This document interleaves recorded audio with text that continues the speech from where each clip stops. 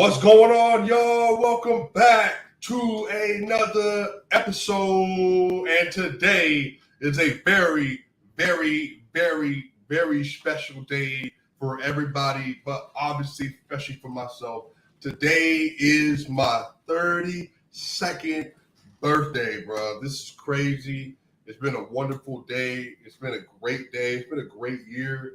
I want to say that I'm super thankful for you all. The fact that I get an opportunity to do this on a daily basis, on some days, on a weekly basis, and the fact that I get an opportunity to cover the Denver Nuggets, to cover the Denver Broncos, talk sports with you all, that we have a community that we built, that we have a lot of trust with each other as well, and the fact that like we talk back and forth, we interact on Twitter, we interact on Instagram, we interact all over the place, and it means a lot. And so it means a lot to have an opportunity to hang out with you all. And I love hearing all your input and your insight on the team. I love hearing your thoughts about where the team is going. Obviously, Nikola Jokic stands out there and fans and my Serbians and people that are from all across the world, bro. Like everybody, man. Like Bangladesh. We got people from Mongolia, South America. We got people from Japan, like all kind of stuff, man. Like some people from Africa. Like you all do so much to make this channel like so great, even just on the social media platform. Like I said, y'all, I've been working on some stuff behind the scenes and talking to some people, and I'm really trying to make something happen, especially going in the next season. Some stuff that I think you all would really appreciate and would really like, man. So it means a lot to me. I know like we managed to make it through a lot. I mean, we're still growing. This is still getting better. I still need to continue to improve as a communicator, as a content creator, as a technician, as somebody doing video editing and all that. And you have dealt with a lot, from whether it be technology issues or whether it be the first season we did it in 2020-21 season when we had the beeping noise from the oven that was going off, all that other stuff. Like we've had a lot of stuff that we've dealt with as a community, and you all have been very gracious and very patient with me as I have learned and grown, and even as I've worked around having a full-time job and plus other things that I have responsibilities to do. I try to get the content to you as best as I can, make it as well thought out as I can to make sure I'm doing my research. So I literally have hundreds of hours of video that I have been able to do over the last 2 seasons. And then I have literally hundreds more hours of research that I've done, just even from other games or just reading or, going to sites and finding information that you all might like. That just helps you understand the game a little bit better, man. I've tried to bring guests on, whether it be Coach George Carl, Adam Mares, Brian Blackburn, Cody Rourke, and some others. There's some other people I've reached out to as well. Like I try to build a YouTube community. You got Young Mustard. You obviously have Legend of Winning. Bino, all kind of folks.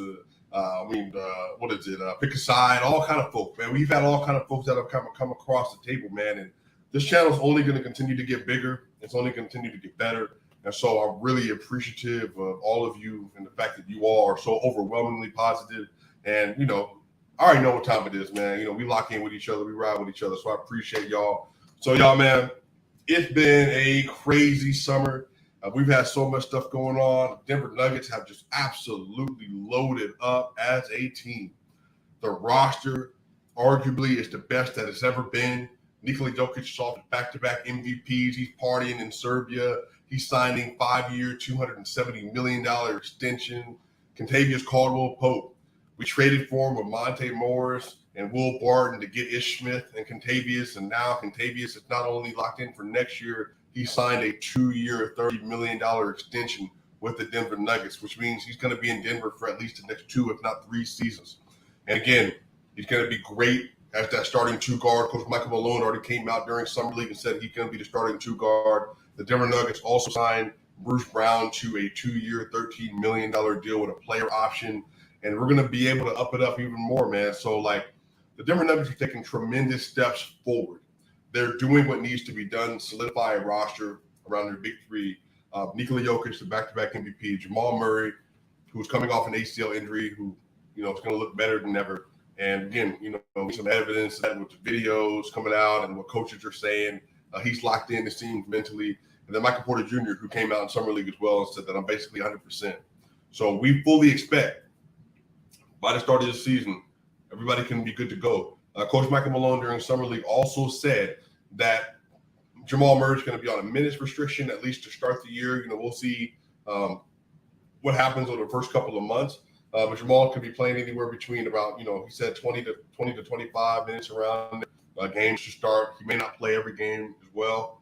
So, again, they're slowly but surely reintegrating Jamal Murray back into the lineup. And, again, we'll see what happens with Michael Porter Jr. So, again, man, you got Bruce Brown, you got Kentavious Caldwell-Pope, Ismail Kamagate, Peyton Watson, Christian Brown. They made these really, really key high-level additions on the defensive end in order to improve. And again, I expect that the Denver Nuggets are going to flirt with having a top 7 to 8 to 9 defense throughout the entire year, because that's where the emphasis is going to have to be for them to be the championship team that they're hoping to be at the end of this season. So they've done a lot of incredible things, man.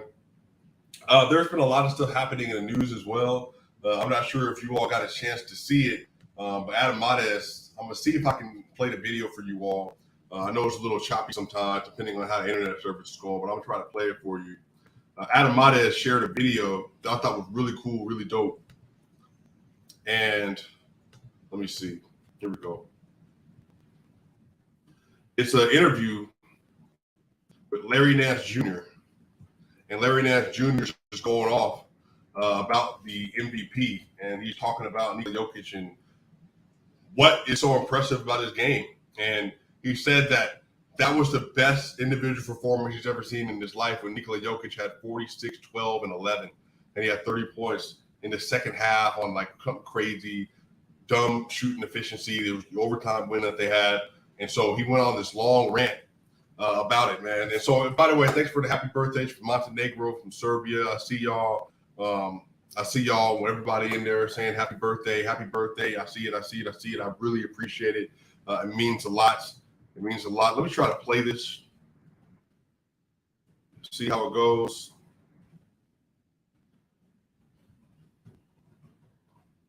Let me see.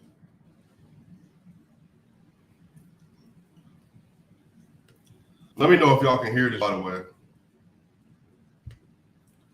Can y'all drop it in the chat if y'all are able to hear the audio?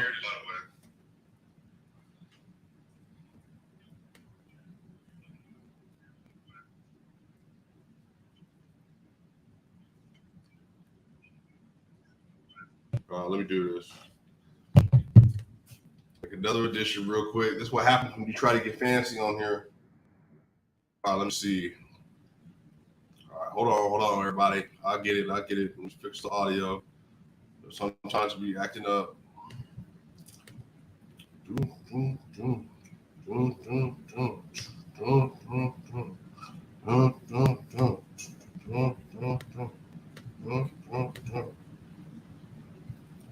Let's see. Anyway, not to belabor the point. So all you can do is, just to make it a little bit easier, you can just go to my page and then you can see the interview. You can just kind of catch it. Adam Mares, you can find it on my page. It's just up there for you right now. Basically, Larry Nance Jr. goes on to say that, he was there when LeBron James, I think, was 51-8-8 versus the Golden State Warriors. And that was obviously an incredible performance. But he said that the most impressive performance that he's ever seen, or ever at least seen in person, was Nikola Jokic, when Nikola Jokic went off for 46, 12, and 11. And what it did, it solidified what we had already said. It solidified things that we said about Nikola Jokic because, you'll hear like Skip Bayless will go off about Joel Embiid, how he's this terrifying player. You're more intimidated to play against him and all this other stuff. But I think the thing is, hey, by the way, shout out to Serbian Sun Devil, a $50 super sticker. Hey, mad love. Means a lot. It means a lot, Serbian Sun Devil. You've been on this channel for a long time. It means a lot. I got another happy birthday from Detroit. I appreciate that, Wayne. Thank you. Got happy birthdays from Serbia. Happy birthdays from Montenegro. Happy birthday from Dylan. I appreciate it, brother. Happy birthday from Derek D. Appreciate it. We got another one from Dragon. Hope I said it right. Happy birthday from a bunch of folks on here, man. So I really appreciate it. It means a lot. You're my people. So like I said, man, a lot of people have talked about Nikola Jokic, and they talk about him as if he's this player that just kind of fumbles and bumbles, or he can't jump over a sheet of paper or a phone book or onto a curb. And they say, well, he's not the most athletic player from a traditional sense, so therefore he's not like as intimidating as players like Embiid or LeBron or whatever else. But again, man, like Jokic is showing people that there are other ways for him to be elite, other ways for him to be transcendent, and other ways for him to literally do things that have never been seen before. That have quite literally never been seen before. But people have this idea, this perception that Nikola Jokic, because of how he plays, that he's not like a terrifying player, or he doesn't dominate the game, or players aren't like afraid or concerned about him on every single possession. But Jokic is an all-time level playmaker as a big. He's one of the best passers in NBA history. He's one of the best scorers. I mean, he has an argument to be the best scorer in the NBA the last couple of seasons as well, just from volume and efficiency. He's just unmatched. Like, he's right up there with Kevin Durant. He's right up there if you want to put Embiid up there, or Giannis, or even whatever, Steph in the finals, whatever you want to do, man. Like, he's just that type of player. And so I thought it was dope to hear from Larry Nance Jr. that he was just anything he wanted to do, he was doing. And it was just like he was in awe. Like he was just struck with what he was doing on the court. And again, the control that he had. I mean, the Denver Nuggets, to Larry Nance is what he said, that the Denver Nuggets were down like 20 points, and it didn't matter. Because Nikola Jokic basically decided in that second half, we ain't losing this game. I'm going to do whatever I got to do. We are not losing this game. And like I said, 46, 11, and 12. And it was just absolutely incredible to watch from start to finish. And so it was just dope to hear that, because, again, he signed a $270 million extension as a player option on the last year as well, which means he can, some people are concerned, like not a lot. A couple of people are concerned that he might retire at the end of the contract. Personally, I don't see that. I just don't think that, as competitive as he is, that's what he would do. But, we'll see. We'll have to see. Hope not. But, again, he'll be able to re-up after, 5 years from now. If he doesn't do the, rescind his player option, he'll be able to re-up. Has one more year on this current deal that he's on, his rookie max extension. And so we're going to be in a situation, man, where Nikola Jokic going into next year is going to have Jamal, he's going to have Porter. And again, if he averaged 27, 14, and 8, and he shot 66% for shooting, what happens when Nikola Jokic had Jamal Murray and Michael Porter Jr. flanking him offensively? I mean, again, we have no idea how good they're going to be offensively. I think they can be, again, the best offense, at least top 3 offense in the league. Defensively, hopefully, with all these improvements they're making, the fact that Jokic is not going to have to be as committed to the offense, to carrying it, maybe he can maintain a high-level play defensively for the entire year. Let's hope. So that means they're in a situation where they could potentially be a top 10 defense as well, which would mean everything. It would mean everything for their chances going forward. It would mean everything for their chances to make a deep playoff run, and it would mean everything for their chances to win an NBA Finals. So, again, man, like, there's so many ways that the Denver Nuggets are going to be able to continue to improve, and so I'm really excited to see what they do from here. Jokic is, I'm expecting a legendary season. Again, I've already said this. I think he's going to be able to compete for a third straight MVP. Even if he doesn't get it, they want to give it to Giannis or Embiid and James Harden, and they have a great team too. Maybe they go on a run. Maybe they're the number 1 team in the East, and they're like, look, man, we already gave it to Jokic 2 years in a row. Maybe Kevin Durant's able to stay healthy, whether he's in Brooklyn, which we'll talk about here in a minute, or whether he stays there, or whether he goes to Phoenix. But Phoenix just re-signed DeAndre Ayton, by the way, for a 4-year, $133 million extension. He signed the offer sheet with the Indiana Pacers, and then they said, no, we ain't letting you go, bro. So you're going to come back and you're going to sign back with us. There's some other players as well. Luka Doncic, right now they don't have Jalen Brunson. It's going to be Tim Hardaway. It's going to be Christian Wood. Maybe coming off the bench, maybe starting. Because the thing is, they have Maxi Kleber, who may play the 4. But then the other side of this is that they signed JaVale McGee to a 3-year, $20 million deal. But then the thing is, he might end up actually starting for them, which is more than likely. So then what are they going to do with Christian Wood? So they don't have like an elite secondary option next to him, at least secondary playmaker. They don't have like an elite scoring wing. Dorian Finney-Smith, that's not his role. Appreciate you, my boy, Gifted X Blade.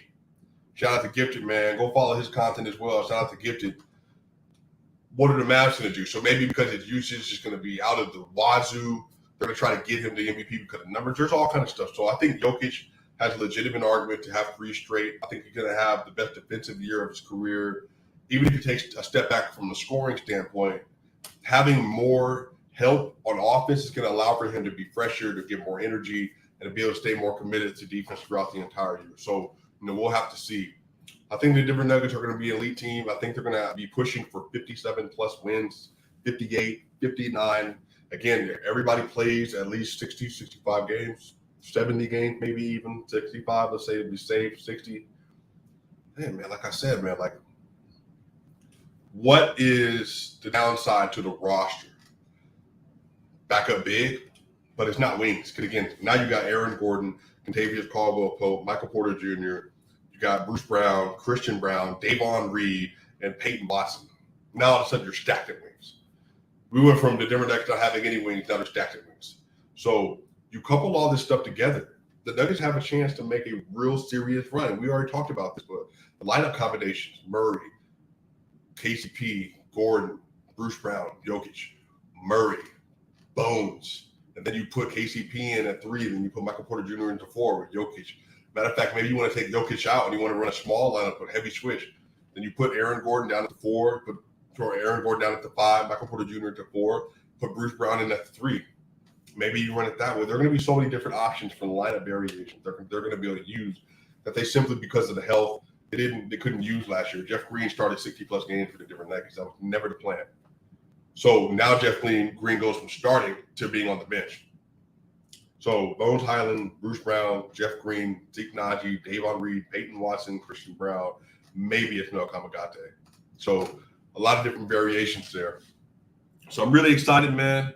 I'm really, really excited for the season to start, for training camp to start. Again, like I said, Michael Malone came out and confirmed that KTP will be starting at the 2. Michael Porter Jr. confirmed that he's basically 100%. And then Michael Malone also confirmed that Jamal Murray is going to be on a minute restriction to start the year. We don't know how long it's going to last, but we'll see. We'll see. Appreciate it, Walter. Appreciate it, bro. Means a lot. Thank you for the happy birthday wishes. So, yeah, that's where we are, man. So that's with the Denver Nuggets. But in other news, I'm not sure if you're paying attention to the NBA at all, but the LA Lakers are a mess. The Lakers are all over the place. Russell Westbrook's longtime agent of 14 years they had a mutual agreement that they're no longer going to be working together. The rumor is, based on the agent's response, that Russell Westbrook wants another trade out of the Lakers, but then I guess the agent was also telling him that if you do that, then you're going to get bought out, which would then tarnish your reputation as a player, meaning diminish your overall value. But obviously, as an NBA top 75 player, won't be a good look. In your last year of your contract, you just couldn't make it work. And again, y'all got to remember, Russell's been on 4 teams in 4 years. OKC, Houston, Washington, and then now the Lakers. 4 straight years, 4 straight trades. And apparently, again, with Darvin Ham, he doesn't want to change up his play style. So if Russell Westbrook doesn't want to change up his play style, meaning defensive-oriented on one side of the ball and being willing to play off-ball and work within a scheme, what value does he have to a team that's trying to maximize LeBron James' last couple of seasons? I appreciate it, Marco. From Austria. Love that. I appreciate that. Means a lot. So, again, the LA Lakers are in shambles right now because everybody in the Lakers camp is pushing for Kyrie Irving to join them. The Brooklyn Nets don't seem to be in any hurry to give them another piece to make a championship run. Apparently the ask is for 2. Apparently the ask, hey, Gifted, I ain't lying, bro. Tell me I'm lying. Apparently the ask is for 2 first-round picks in 2027, I believe, in 2029. Hey, man, the Lakers are going to have to come up off that, bro, if they want to make that trade. If I'm Brooklyn, the Lakers they have 2 options. The Lakers either trade for Kyrie now and give me 2 first-round picks, or they go into the season, they're flummoxing, they're failing all over the place because the scheme doesn't work. Russell's not buying in. Russell's not a role player. Doesn't work next to Braun, doesn't work next to AD. They don't have any perimeter defense. They need to outscore people, but Russ is inefficient. And then you get to the season, and they're, 12 and 18, 5 and 10, and then all of a sudden they're like, hey, man, we need Kyrie Irving. They'll say, hey, come up off them first-round picks. I know Jeannie Buss is apparently trying not to mortgage the future of Kyrie Irving, but what choice do you have? When you play ball like that and you don't want to build organically, you want to trade for superstars, you want to build a team around pieces that you're accumulating because you got baddies and beaches, as your recruiting tool, then yeah, man, that's what's going to happen, bro. People absolutely are going to hose you over a rake of coals right now because that's what they can do. They're not entitled to give you. You're not entitled to have Kyrie Irving on your roster, man. So I think the Lakers fans, I've heard as many great content creators that they have, man, they're banking on Kyrie Irving to be an LA Laker. But I'm just telling you, man, like there's no incentive for the Nets to operate that way. That's a great point. If I'm the Nets, I'm doing whatever I can. I got to do to get KD to stick it out. And again, I'll go to the KD point. I think KD might stay. Because at this point in time, once DeAndre Ayton signed that that max deal, the 4-year, $133 million deal with the Indiana Pacers, he basically washed all hope for them to be able to get Kevin Durant. They were already asking reportedly for Devin Booker in the trade in the first place, which is I was the Nets. I would do the same thing. Why would I not? Devin Booker is nowhere near as good as Kevin Durant, and will never be more than likely. He's an all-star level player who happened to get first-team All-NBA this year. But I don't know if you believe that he's going to be a All-NBA first-team player for the next 5-6 seasons. I mean, again, Steph Curry should got first-team All-NBA this year over him in the first place. So I'm absolutely asking for the house. Oh, I want Devin Booker. I want Cameron Johnson. I want Mikal Bridges. Hey, man, you're going to have to pay up. And I want your first-round picks. Because they realize that KD is the biggest fish in the ocean. He's a big fish in a big ocean. That's how good Kevin Durant is. So the Nets absolutely should wait until they get the most ludicrous package of all time. If Rudy Gobert got, basically almost 5 first-round picks and a host of players, then I'm absolutely making that trade.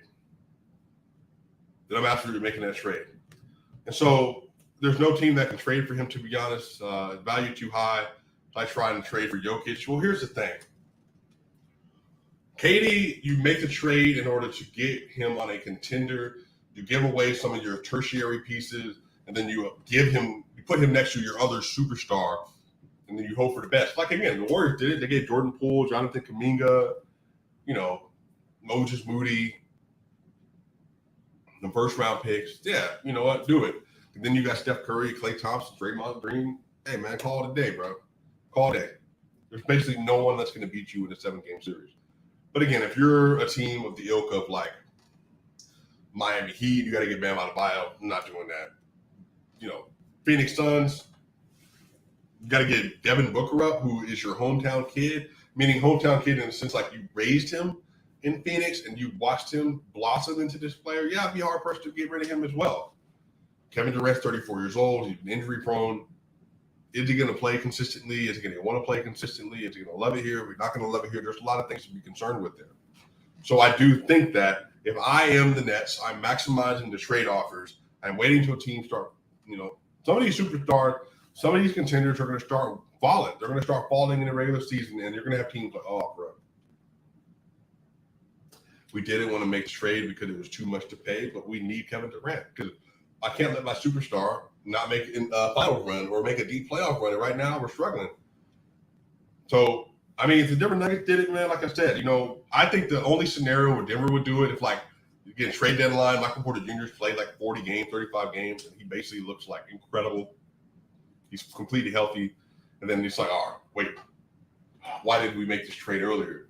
And then, he's doing that thing where he does 23-7 and on 50, 40, 54, 50, and 82 and just dumb efficiency. And yeah, but I don't realistically see that happening right now, given where the team is at. But obviously it would be great, especially if we could keep Jamal Murray in that. So there's a lot of options, man. I think Kevin Durant might stay, and I think he might stay for a while. I could be completely wrong. I could post this video up tonight, and then it could be a completely different story. But right now, I'm thinking that Kevin Durant might stay because I don't know who has the trade package that can put something together well enough and then also have a team still intact to be able to compete for a championship in the next 2 seasons, because that's what you're going to have with Kevin Durant, a 4-year, $198 million deal or whatever else it is. So that's KD, that's Kyrie. We talked about Jokic, talked about Russell Westbrook, talked about the split with the agent. But I think one of the other things that's really interesting around the league, there seems to be a lot of concern coming out of Phoenix with how the Ayton situation is going to be handled. Like, is he going to like being there? They didn't want to pay him necessarily. It looked like He apparently had some issues also with Coach Williams, and then also with Luka Doncic. Who does he have around him? So the Dallas Mavericks were the 3 seed last year. The 4 seed, rather. They were the 4 seed. What happens to them now? Do they fall? The Phoenix Suns, internal combustion. The Andre Ayton situation, Chris Paul injury situation. What happens? Do they fall? Golden State Warriors, again, I think they're going to win 55-plus games next year. Golden State Warriors, they also lost Peyton II. Okay, they lost Otto Porter Jr. Those aren't like small additions. Like, what happens with them? Are they going to be better because now Draymond, Clay, and Steph are playing from get-go? Which definitely could happen. But I think the West is going to look so different because the Mavericks shouldn't have been there in the first place based on like their talent, but because the Clippers and Nuggets were hurt, and then plus they had a great run, great defensive run at the end of the year as well, really the second half of the season, then I think they kind of overachieved to a degree. And now they seem like they're retooling. So they're kind of like, all right, we got Luka, and we got some nice role players. Got Christian Wood maybe coming off the bench, which is, whatever. Unless you're starting him at the 4, which, again, what are you doing back to Cleveland? Now it's just like, all right, man, we're going to hope for the best.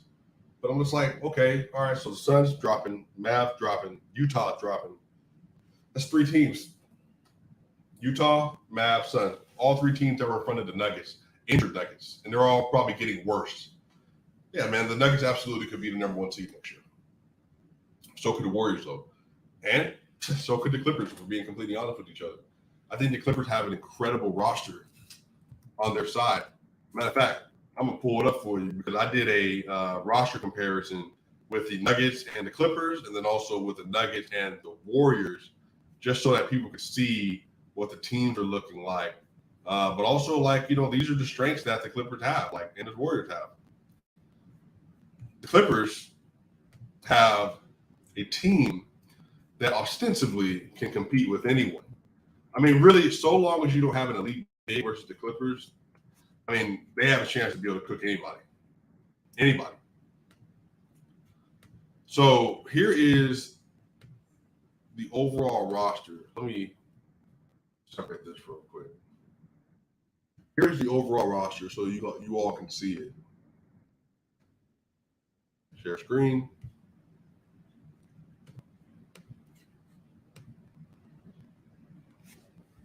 All right. Minimize myself even more. So here's where we stand. The Denver Nuggets next year are going to be going into the season with Jamal Murray at point guard, and Contavious Caldwell-Pope at the 2 guard, Michael Porter Jr. at the 3 position, Aaron Gordon at the 4, Nikola Jokic at the 5, Bones Highland at the 1. That's Christian Brown and Davon Reed at the 2, maybe even the 3. And then Bruce Brown at the 3 for sure, Jeff Green at the 4, and apparently Zeke Naji at the 5. All right. So that's them. And then the Clippers, on the other hand, have John Wall, Paul George, Kawhi Leonard, Marcus Morris, Ivica Zubac, Reggie Jackson, Terrence Mann, Norman Powell, Robert Covington, and Nicholas Batum. Yeah, bro. Yeah, that's a series. I think the Clippers and Warriors is going to be a great series. I think those are both going to be outstanding series. They're both going to be outstanding series. The Clippers have wings galore. I also did a NBA Versus as well. It's really split depending on how you can, whatever you consider, from Jamal Murray going into next season. Some people think that got a young hater in the chat. Really depends. Some people, the reason they were picking the Nuggets over the Clippers because they felt that Jamal Murray could be the 3rd best player in the series, which could happen. I also obviously agree that Paul George is a top 15 player in the NBA. So I think that Paul George is obviously a better player than Jamal Murray. I think it's situational, though. I think the tandem point is what people might be relying on with the Nuggets and why they would favor them in the series over individual talents. Both Kawhi and Paul George are – Kawhi is in tier 2 ostensibly in my list, which is still within the top 10, but he's a top 5 to 7 player. And then Paul George is going to be a top 11 to 15 player for me. So both of them are obviously just better talents than what anything that Jamal Murray is. I think the thing, though, that people were worried about is Paul George and Kawhi's chemistry. It's not going to be near the chemistry, the playmaking, the shot creation, the pick and rolls. But to be fair, playing off of Jokic, I mean, it's just vastly different. So I think it's the big of a gap as there might be between Paul and Jamal being next to Nikola Jokic is what elevates the Nuggets ultimately. That if you're in a series and you're running even a short pick and roll or a 1-5 roll that they always do with Jamal Murray, then of course Jamal Murray on the move is elite. Like, he's a really good off the move player. He's a good enough on ball creator to blow by Kawhi and Paul George. We saw that. We've already seen that. Not even just in the bubble. We saw that last year in 2021. In April when they played each other. Jamal just has that kind of moves. He has an incredible handle. He's an explosive athlete. But I think the thing, though, like I said, is that having Paul George and Kawhi Leonard is just serious. And I think they're going to be good against anybody. I think the Clippers can easily, again, I think the Nuggets have the best record in the West. I think that the Warriors have the best record in the West. I think the Clippers have the best record and could have the best record in the West. I think those are the three best teams in the conference. The Clippers are going to be able to run lineups where, hey, John Wall, Paul George, Kawhi Leonard, Marcus Morris, Ivica Zubac, Terrence Mann, Norman Powell, Robert Covington, Reggie Jackson, Nicholas Batum, Emir Coffey. And then you can just keep going. And then, hey, we want a closing lineup. Now our closing lineup is going to be, if you want John Wall in the game, John Wall, Paul George, Kawhi Leonard, Terrence Mann, or Norman Powell. Let's just do it for fun. We're going to have John Wall, Norman Powell, Paul George, Kawhi Leonard, and Nicholas Batum. And that is your closing lineup. That's going to be great. Now, again, you're not running this versus the Nuggets per se, which you will, because in their mind, they're going to try to space out Joker because they think that's what's going to be most effective. But again, I think, having Bruce Brown, KCP, and Aaron Gordon, it eliminates a lot of that stuff now. But I do think, though, that running a small ball lineup with Batum at the 5 is going to be great. And then on top of that, having the versatility to use Ivica Zubac is going to be great for them as well. Easily could be the best team in the West, and they could really win a championship next year if everybody's healthy. I think the Clippers have a really good roster. I think the Warriors also have a very good roster. So I think Paul George is a better overall player than Jamal. I think that if Jamal's fit next to Nikola Jokic, that it gives everybody the issues when it comes to playing against these teams. And then also the Denver Nuggets versus the Golden State Warriors as well. The Warriors are going to be starting Steph Curry, Klay Thompson, Andrew Wiggins, Draymond Green, and Kevon Looney, and then having Jordan Poole, Dante DiVincenzo, Moses Moody, Jonathan Kuminga, and James Wiseman off the bench. Once again, another incredible lineup. Like that 1 through 10 for the Warriors is going to be very good as well. Again, it doesn't work without Steph Curry, but Steph Curry. It doesn't work without Steph Curry. But I think even Jordan Poole being able to be a facsimile of Steph in certain ways is going to help them. That bench is going to be good. Perhaps with Jordan Poole, even if it's limited from a playmaking standpoint. I just think that, again, you put all the rosters together, plus the top-end talent, plus the tertiary auxiliary players, the role players, and your secondary stars.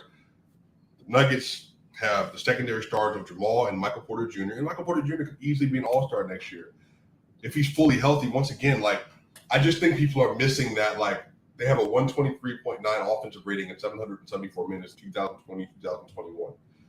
If they're able to stay healthy, then everything becomes what it's supposed to be with all the teams. And I really hope everybody's healthy next year. I really do. And then we also have Clippers make Quentin 6 because nobody can check Joker. Yeah, I mean, I think again, it's easy that the Nuggets can win in 6. But I think, like I said, the Clippers can also beat the Nuggets.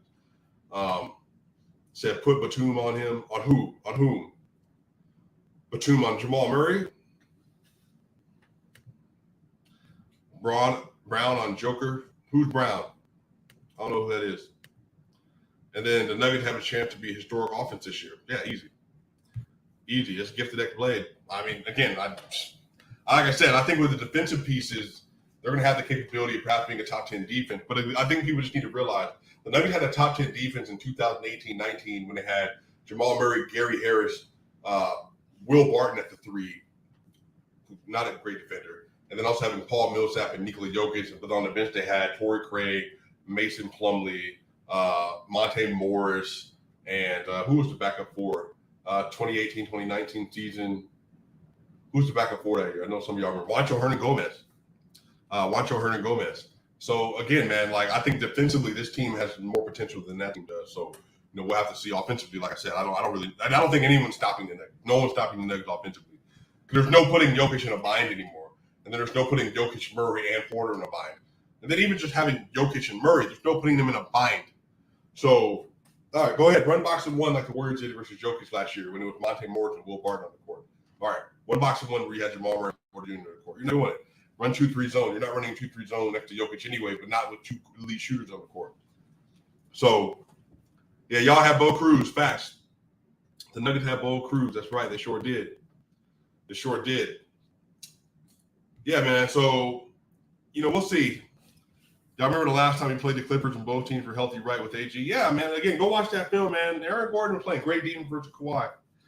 He blocked Kawhi's shot on a couple drives. He was giving him a lot of issues. Again, Aaron Gordon's not a small dude. He's 6'8", almost 6'9", 230-plus pounds. It's a large man. Very large.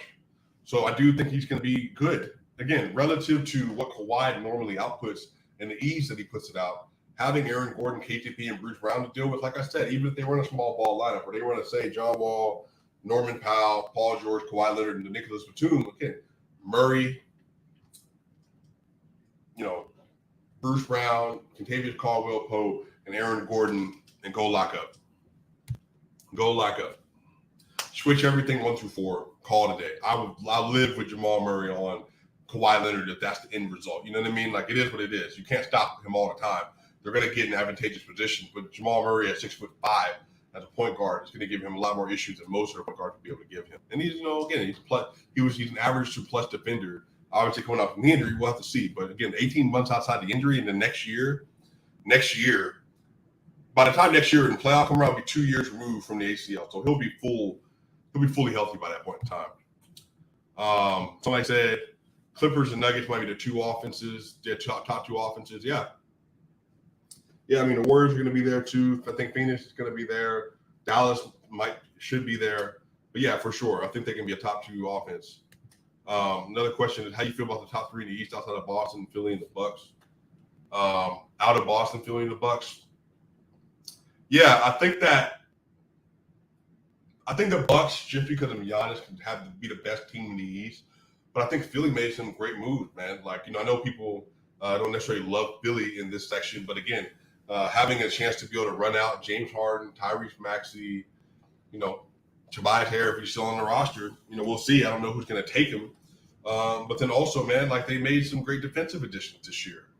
So I think that they're going to be a good team. I think, again, James Harden in the lab, working out, being in shape, coming into the season, developing cohesiveness with Joel Embiid. Joel Embiid played the most games he's ever played in his career, I think 68 or something like that. So, yeah, I think they could be the number one seed too. I think they'll be a top 3 seed if everybody's healthy. And then also, Boston. Boston just made a great addition with Malcolm Brogdon. Apparently, he might come off the bench, which I'm just like, Marcus Smart, the primary ball handler, whatever. I would, again, Malcolm Brogdon, Marcus Smart, Jaylen Brown, Jason Tatum, and Robert Williams. Oh, gosh. That's elite. Again, if they want to run the big lineup, having Marcus Smart, Jaylen Brown, Jason Tatum, obviously then Al Horford, and then Robert Williams, yeah, that's great too. Then you want to sub out Marcus Smart and Malcolm Brogdon. That's still really good. That's still very good.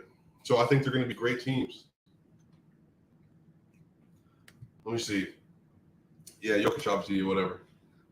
Gifted X Blade, yeah, Philly's going to surprise some people. The Harden Embiid pick and roll with the most efficient scoring production in the NBA. Yeah, I mean, like I said, they're going to be really good because they're going to be deep. And they're going to have defenders to be able to put around them. Matisse Thybulle can get more playing time. If he ever develops like a consistent jump shot, his profile shoots through the moon. Like his profile is going to shoot through the moon. if he ever develops a decent offensive game. Marcus Smart, I'd rather have Marcus Smart at the 2. Yeah, he showed in the playoffs he can hit the 3 ball at a good rate, so I'd rather have Brogdon at the 1. Yeah, I agree. I just don't know if they're going to do it. I think they're going to try to run Malcolm Brogdon off the bench, and then maybe in close out this situation during the playoff, they'll put Brogdon and Smart at the 1 and 2, which I'm like, yeah, but I would much rather Brogdon be starting. And maybe they're going to try to keep him healthy too. Maybe that's part of their strategy as well. So again, man, I think that the NBA, Lord willing, if it's fully healthy next year, is going to be crazy. Toronto's going to look good. Brooklyn, if Kyrie and Kevin Durant are still there, are still going to have something to say. Then the Bucks, then the 76ers, then Boston. Yeah, call it a day. Call it a day. Gary Harris was locking a PG in the playoffs. Now we have KCP and Brown. Come on, man. Can't wait. Yeah, I mean, he played really good defense. Again, relative to locking down Paul George, I think Gary Harris did a really good job. I think KCP also has the same capabilities as well as Kentavious Caldwell-Pope. And then obviously Aaron Gordon. So like I said, it's just going to be different than what it was just because of having all those defenders. And then KB24 and PJ could be back to averaging 18 consistent points a game, which would be great.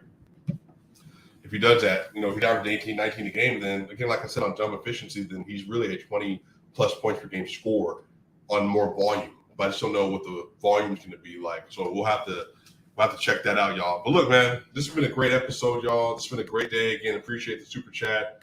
Man, let me know what y'all are thinking about the team.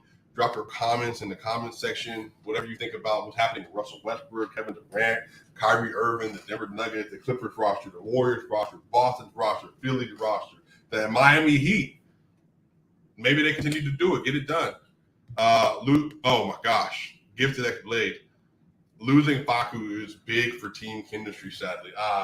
Ryan Blackburn put that graphic out, bro. Facu Campazzo was the only player for the Denver Nuggets that was a negative with every single player on the roster, including Nikola Jokic. Do you know how bad you have to be on the court with Jokic and not be a positive? Literally every player on the roster, other than Facundo Campazzo, was the best version of themselves in the plus minus, and it was only Facu. So I hope Facu thrives in Argentina and everywhere else he's playing. Another happy birthday. I appreciate that, brother. It means a lot. I appreciate that. I'm going to have a great rest of my day. I'm going to eat. I'm going to get some cake tonight, bro. I had a great lift session today, 405 times 10. Projected max of anywhere between 530 to 550. So, hey, man, I'm here with it. I'm continuing to try to make it happen. Tony Jones with the Utah Jazz trying to play me, talk about I need to run and all that other stuff. Fake advanced stacks. Jokic had a super team. And still lost greatly, I fear. I'm sorry. He doesn't have Steph Curry level help gifted. I know, Pikes, you meant that for gifted. Steph Curry was surrounded by all-stars, and so he was able to score 16 points in the game 4 of the finals. I don't know a situation that Nikola Jokic could have scored less than 25 points in the playoffs in a win. He averaged 35, 15, and 6 on 73% true shooting in the last 3 games of the Warriors series. Everybody was cooking him for it. So somebody tell Gifted X Blade, tell him to stop playing with superstars and ask for Kevin Durant to rejoin him so we can win another ring. Anyway, y'all, it's been great. I think the Warriors, Clippers, and Nuggets are going to be the class of the West. Steph Curry gravity pulled Wiggins to the All-Star game. Man, you talk about it. Hey, maybe that's Michael Porter Jr. too. Drop it in the chat. Would you rather have Michael Porter Jr. fully healthy? Both are healthy. Michael Porter Jr. or Andrew Wiggins? Andrew Wiggins is a better defender, but Andy Bailey put out a blind poll like he always does, and compared Michael Porter Jr. to Andrew Wiggins, and Michael Porter Jr. cleared Wiggins. I mean, it just wasn't even close. So offensively, obviously, Michael Porter Jr. is one of the maybe 10 most talented pure scorers in the NBA. But on the other side of it, defensively, just Andrew Wiggins has an argument.